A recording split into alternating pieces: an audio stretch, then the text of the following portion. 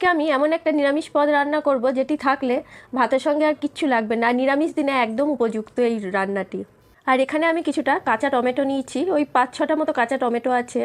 আর নিয়েছি আলু, বেগুন আর সজনের ডাঁটা আর কয়েকটা কাঁচা লঙ্কা।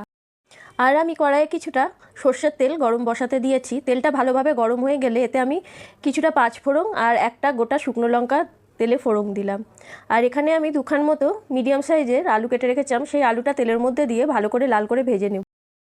আর এদিকে ব্লেন্ডারে আমি 2 চামচ মতো পোস্ত নিয়ে নিয়েছি আর কিছুটা কালো সর্ষে নিয়ে নেব। আর যে যেমন ঝাল খাবেন সেই অনুপাতে কাঁচা লঙ্কা দিয়ে দেবেন। এরপর এটার একটা আমি পেস্ট বানিয়ে, এদিকে আলুটাকে আমি লাল করে ভেজে নিয়েছি। এরপর আমি একটা মিডিয়াম সাইজের বেগুন কেটে রেখেছিলাম, সেই বেগুনটা আলুর উপর দিয়ে দিলাম। আর সজনের ডাঁটা যেটা কেটে রেখেছিলাম সেটাও দিয়ে দিলাম আর কয়েকটা কাঁচা লঙ্কা দিয়ে এরপর এটাকে আমি ভালো করে ভেজে নেব।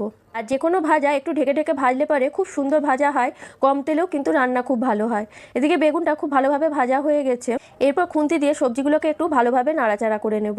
তারপর যে কাঁচা টমেটোগুলো কেটে রেখেছিলাম সেই কাঁচা টমেটোগুলো ওই আলু বেগুনের উপর দিয়ে এটাকেও একটু ভালোভাবে নাড়াচাড়া করে নেব। আর এই তরকারিটা একটু টকটক হবে আর খেতে কিন্তু খুব ভালো হয়। এরপর স্বাদ মতো নুন দিয়ে দেবো আর দিয়ে দেবো সামান্য একটু হলুদের। আবারও সবজিটাকে একটু ভালোভাবে নাড়াচাড়া করে নেব। আর যেহেতু টমেটো দিয়েছি, পারলে একটু ঢেকে ঢেকে ভাজলে কিন্তু খুব ভালো হয়। আমি অবশ্য ঢেকে ঢেকেই ভেজেছি। এদিকে সবজিটা ভাজতে বসিয়েছি আর পাশের গ্যাসে আমি কিছুটা গরম জল করে নেব।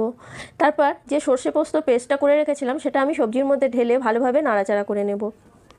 এরপর ব্লেন্ডারে যে গায়ে মশলা লেগেছিল সেই ব্লেন্ডারটা ধুয়ে জলটা আমি সবজির মধ্যে দিয়ে দিলাম। মশলাটা ভালোভাবে নাড়াচাড়া হয়ে গেলে এরপর গরম জলটা সবজির মধ্যে দিয়ে দেবো। আর গ্রেভিটা যে যেমন খাবেন সেই অনুপাতে জল দিয়ে দেবেন। এরপর এটাকে একটু ভালোভাবে নাড়াচাড়া করে দেব।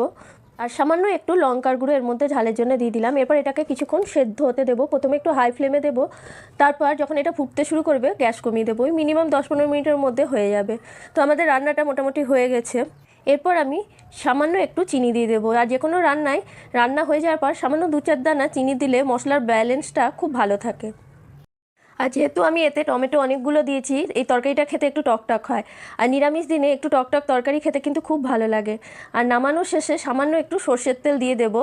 এরপর গ্যাস বন্ধ করে ঢাকা দিয়ে 10 মিনিট মতো গ্যাসের উপর কড়াইটা রেখে দেবো। আর 10 মিনিট পর ঢাকা খুলে দেখলাম আমাদের তরকারিটা একদম রেডি হয়ে গেছে। আর যে কোনো তরকারি হয়ে যাওয়ার পর গ্যাসের উপর 10 মিনিট ঢাকা দিয়ে রাখলে সেই তরকারির স্বাদ কিন্তু খুব ভালো হয়। আর নিরামিষ দিনে এরকম একটা পদ থাকলে ভাতের সঙ্গে আর কিচ্ছু প্রয়োজন হবে না। আমার নিরামিষ দিনে এরকম টকটক তরকারি খেতে খুব ভালো লাগে। আর গরমের দিনে তো এইরকম তরকারি থাকলে আর কিচ্ছু লাগবে না। আর ঘরে যদি টমেটো না থাকে তাহলে একটুখানি তেঁতুল জলে ভিজিয়ে রেখে এই তরকারিটার মধ্যে দিয়েও রান্না করতে পারেন। তো আজকে এখানে খেতে খেতে চলে গেলাম। আমার যদি ভিডিওটা ভালো লাগে অবশ্যই কমেন্ট করেন। থ্যাংক ইউ বন্ধুরা।